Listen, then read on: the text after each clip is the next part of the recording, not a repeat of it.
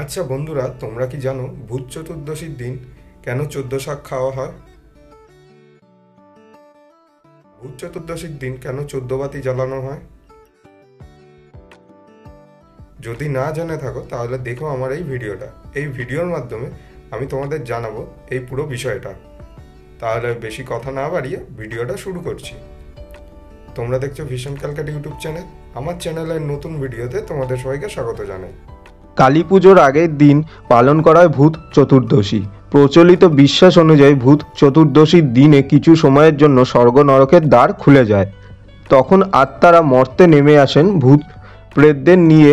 এদিন রাজা বলিও মর্তে আসেন বলে বিশ্বাস করা হয়।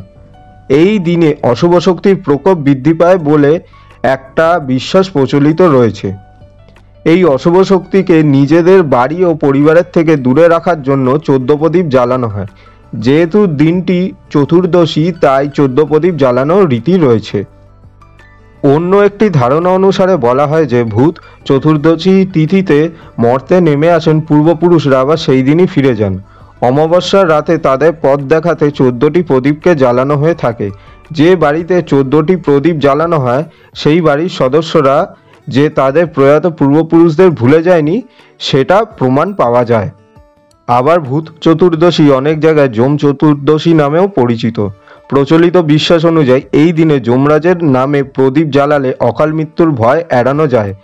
এই দিন 14 জন যমের উদ্দেশ্যে তর্পণের রীতি আছে। এই 14 জন যম হলেন ধর্মরাজ, মৃত্যু, অন্তক, সর্বভূতক্ষয়, বৃকোদর, বৈবশ, বধ, উড়ুম্বর, কাল, যম, দতন, পরমেষ্টি, নীন, চিত্র ও চিত্রগুপ্ত। পদ্মপুরাণে বলা আছে ভূত চতুর্দশীতে গঙ্গা স্নান করলে নরক যন্ত্রণা কম সহ্য করতে হয়।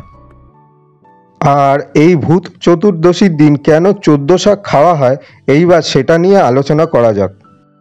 আবহাওয়া পরিবর্তনের সময় এই 14 শাক খেলে শরীরের রোগ নিরাময় হয়।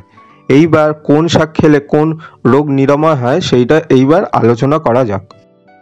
ওল শাক অর্শ, লিভারের রোগ এবং রক্ত আমাশা সারাতে সাহায্য করে। এই শাক খুব উপকারী। কেও শাক কৃমিনাশক, হজমকারক, ক্ষুধাবর্ধক হিসাবে কাজ করে। বেতো শাক কোষ্ঠকাঠিন্য, অম্বল, মুখে ঘা এবং ত্বকের রোগ প্রতিরোধে সাহায্য করে। কালকাসুন্দা শাক অর্শ, পিসচুলা, হুপিং কাশি, দাঁত ইত্যাদির চিকিৎসায় ব্যবহার করা হয়। নিম শাক বিভিন্ন রোগ প্রতিরোধ ক্ষমতা বাড়ায় এবং জীবাণুর বিরুদ্ধে লড়াই করে। সর্ষে শাক হলো একটি শক্তিশালী অ্যান্টিঅক্সিডেন্ট।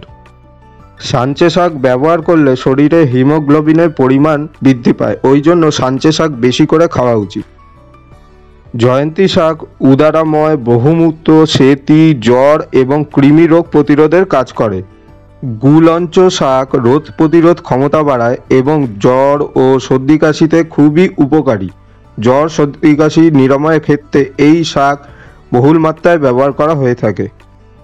এই শাক খেলে লিভার, চামড়া ও শ্বাসের রোগ সেরে যায়। ঘেটু শাক কৃমি, কোলেস্টেরল, ব্লাড সুগার ও উদারাময় প্রভৃতি রোগ নিরাময়ে সহায়তা করে। হিঞ্চে শাক খেলে রক্তে হিমোগ্লোবিনের পরিমাণ বাড়ে এবং জ্বর নির্মূল করে। এটি হলো শুষ্নী শাক। এই শাক স্নায়ুতন্ত্র সুস্থ রাখতে সহায়তা করে। হাঁপানি, শ্বাসকষ্ট, উচ্চ রক্তচাপ কমানোর জন্য এই শাককে ব্যবহার করা হয়। এই শাকটি হলো সৌলভ শাক।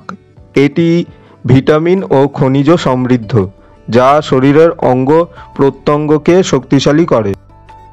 আসলে এই হেমন্তকালের সময় ধীরে ধীরে শীত পড়তে শুরু করে। এই সময় সর্দি কাশি সহ নানান ধরনের রোগের প্রাদুর্ভাব দেখা দেয়।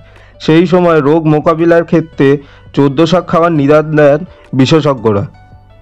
ভিডিওটা ভালো লাগলে লাইক, কমেন্ট করতে ভুলবেন না যেন। আর যারা এখনও আমাদের চ্যানেলটা সাবস্ক্রাইব করেননি তারা অবশ্যই চ্যানেলটাকে সাবস্ক্রাইব করে আমাদের পাশে থাকবেন এবং আমাদের সাপোর্ট করবেন।